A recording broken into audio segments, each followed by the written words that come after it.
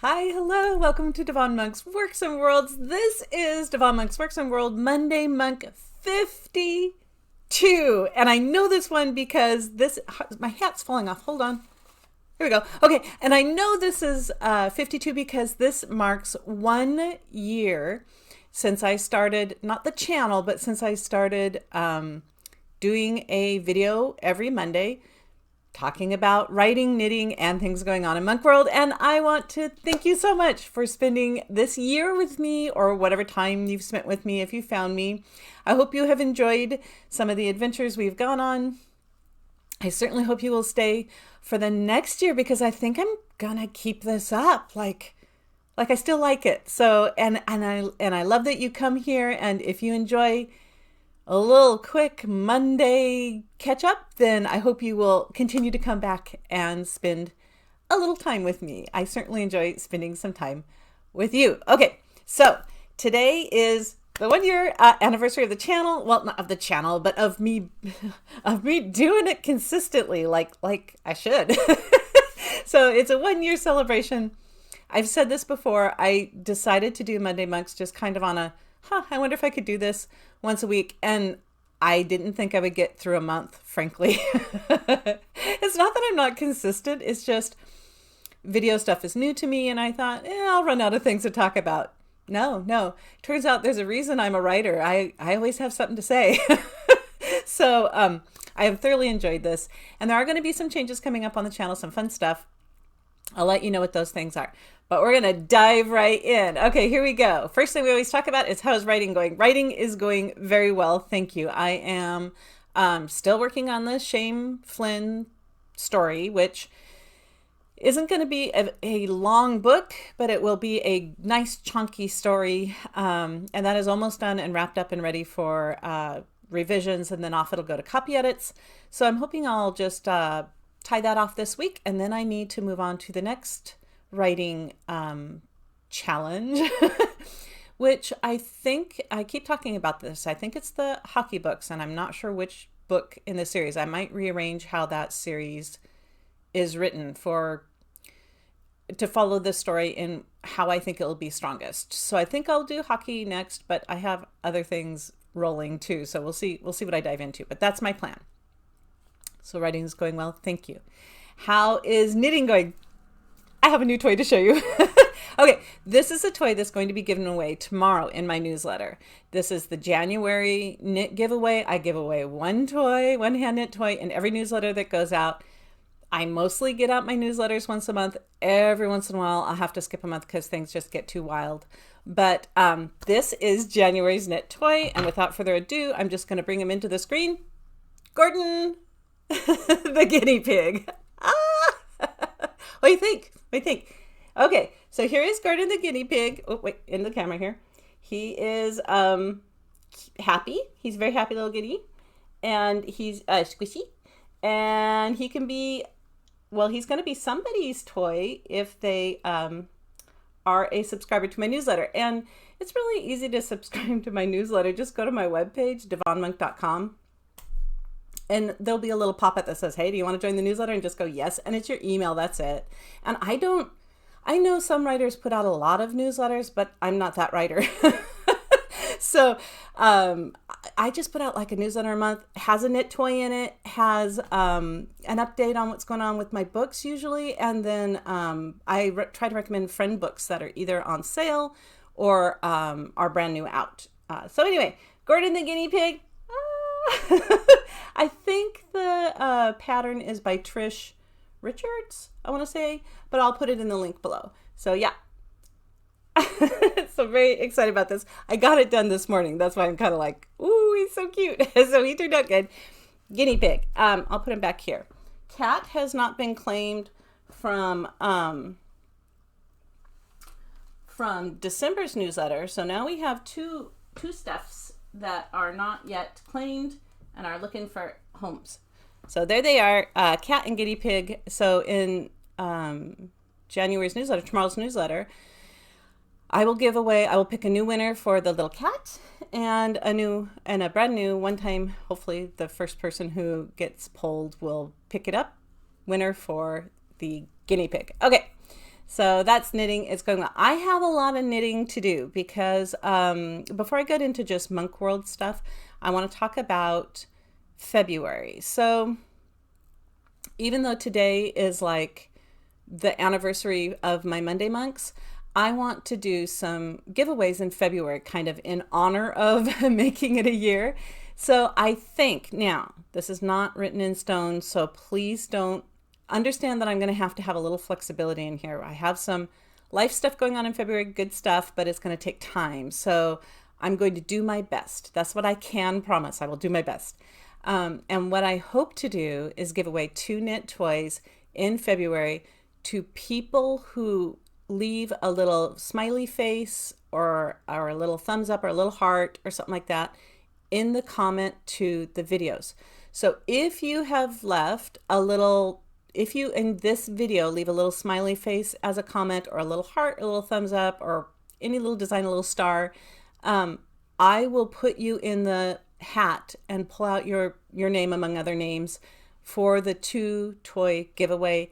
And I'm going to give away some signed print books, my books. So the first one that I will give away, I'm going to give away, it's kind of a little pricey deal.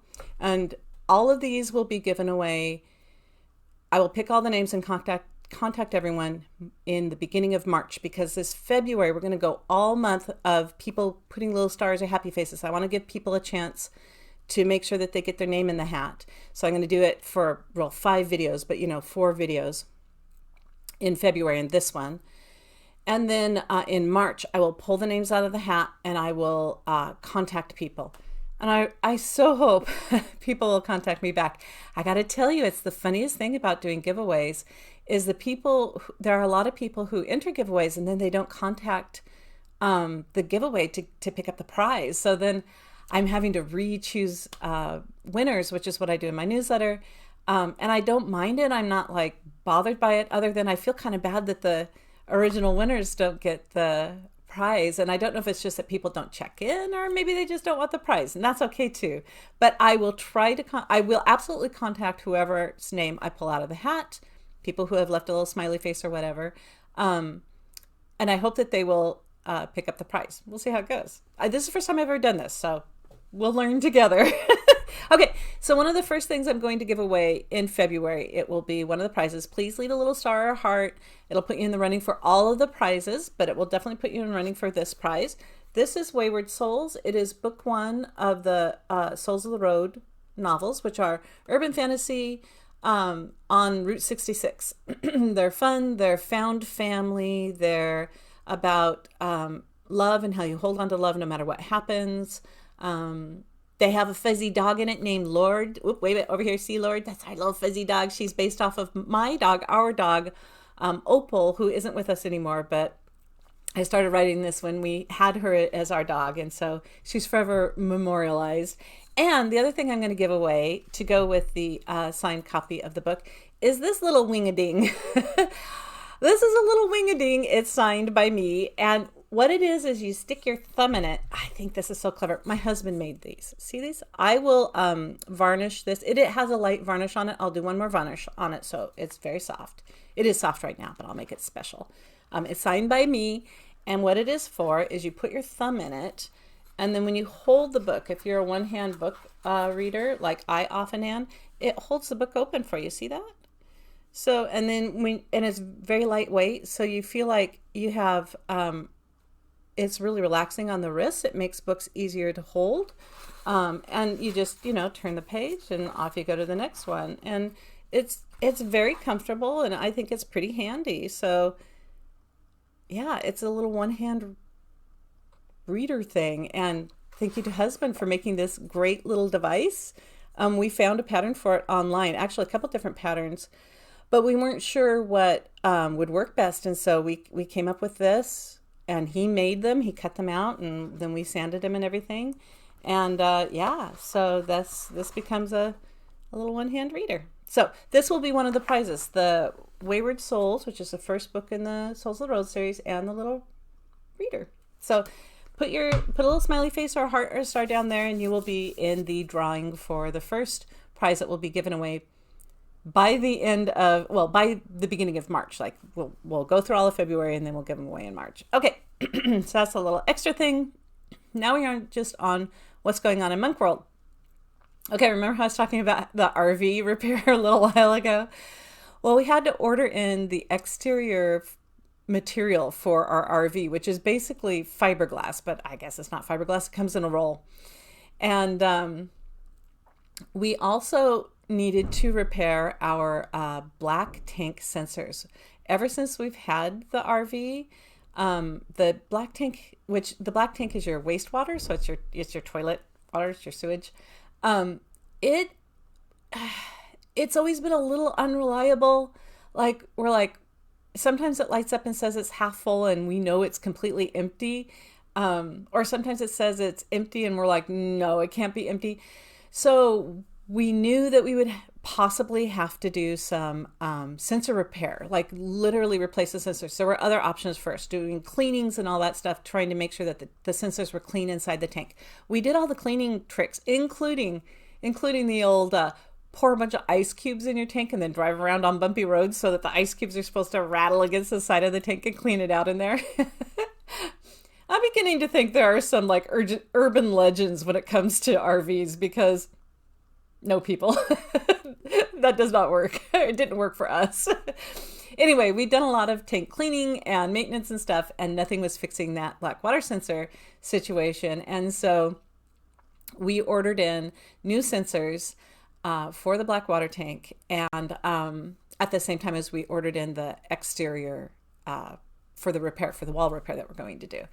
And so my husband and my sister's husband got under the RV, and there was a little bit of leftover water in the tank, which is ew, but they got that drained out and cleaned and everything. And then they replaced the sensors, and I have some pictures of it, and I will go ahead and I'll do a little series. This is my plan of our RV repairs that we've done, because we've done some repairs that I think people would be interested in, and we've done some updates or improvements that I think people would be interested in, and I will make a whole little side series of those once I get the videos all put together with the pictures and stuff. So that'll be upcoming on the channel.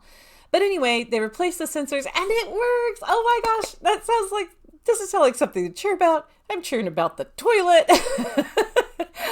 But I'm so excited that our toilet is going to now let us know when we need to empty it.